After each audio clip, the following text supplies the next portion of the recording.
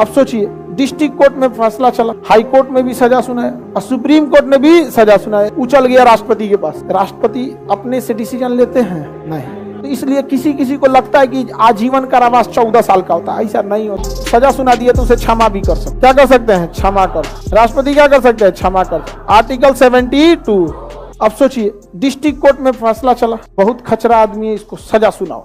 High court में भी सजा सुनाया और सुप्रीम कोर्ट ने भी सजा सुनाया कि इसको फांसी दिया जाए, उछल गया राष्ट्रपति के पास। राष्ट्रपति अपने से डिसीजन लेते हैं? नहीं।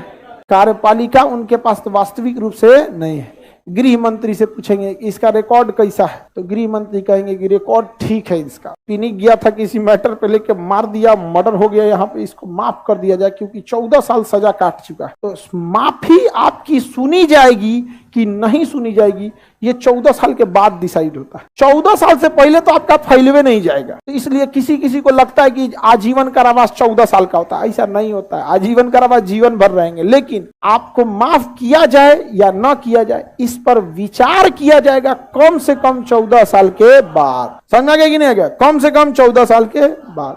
अब कोई इंसान जेल में 14 साल रह गया तो बहुत दुर्दशा होती है। 14 साल बाद कौन किसको याद करता है? नहीं समझ में आ गया? आप ही को 14 साल पहले आपके बेंच पे बैठ के कौन पढ़ता था, कौन याद है? नहीं याद है। आप आगे बढ़े। अरे 14 साल पहले तुम्हारे को याद है रे अभी तक? हाँ, तब तोरा पढ़ाई याद नहीं होगा। इतना थोड़े याद रहता है। कुछ कुछ लोग क्या रहते हैं, याद रहते हैं। कुछ कुछ क्या रहते हैं, याद रहते। जैसे आपको सजा हो गया, मान के चलिए आप हत्या किए थे, आपको सजा हो गया आजीवन कारावास। सुप्रीम कोर्ट ने भी कह दिया आजीवन कारावास, अब आपको आजीवन कारावास देना है। अच्छा, फांसी की सजा सुना दिया कि फांसी की सजा दे दी जाएगी और राष्ट्रपति की मतलब दया याचिका के लिए कुछ दिन समय दे देगा। तो आपका वकील पूरी ड्राफ्ट बनाएगा, पूरी आपका रिकॉर्ड रखेगा कि यह आदमी 14 साल से जेल में है। जेल मैनुअल में देखिए, क्या जेल में किसी से झगड़ा किया है, इसका व्यवहार अच्छा है, परिवार में अकेला है, ये है वो है, दुनिया भर का सिफारिश करेगा। असाइन इन करके आपका मुहर अंगूठा लगा के वकील अपना वकालतनामा लगा के राष्ट्रपति भवन में पहुंचा देगा। जा, अब राष्ट्रपति उसको उठाएंगे, गृह मंत्रालय को दे देंगे, विचार कीजिए। तो अब गृह मंत्रालय आपके डिस्ट्रिक्ट में भेजेगा, एसपी को फैक्स पता कीजिए तो ये कैसा है। एसपी आई थानादार को भेजेगा, उस सिपाही को भेज देगा, उस साइकिल से आएगा, समझे? आएगो डंटा बीचवा में लगेले रह गए यहाँ पे। साइकिल उसका 2 स्टैंड वाला होता है, मारेगा इसे 2 स्टैंड पे, लाठी लेके निकलेगा। इन्हीं का घर है जी, पूछ पाछ करेगा जो कुछ है, अपना रिपोर्ट उपोर्ट लगा के। जगमोहन को कौन बोलता है? उसका सजा हुआ है, जगमोहन का नहीं हुआ है। रिपोर्ट लगाएगा, अब गृह मंत्रालय के पास रिपोर्ट पहुंचेगा, गृह मंत्रालय क्या डिसाइड करेगी क्या डिसाइड नहीं करेगी, उसके बाद जैसा रिपोर्ट होगा गृह मंत्रालय कहेगी माफ कर दीजिए तो माफ करेगा, कहेगी नहीं माफ कीजिए तो नहीं माफ करेगा, टांग दीजिए टांग देगा। जा, समझ में आ गया कि नहीं आ गया? अरे हमको ये नहीं समझ में आता, पूरे भारत से सबसे छांटल हमारे पास कहां चलाता है।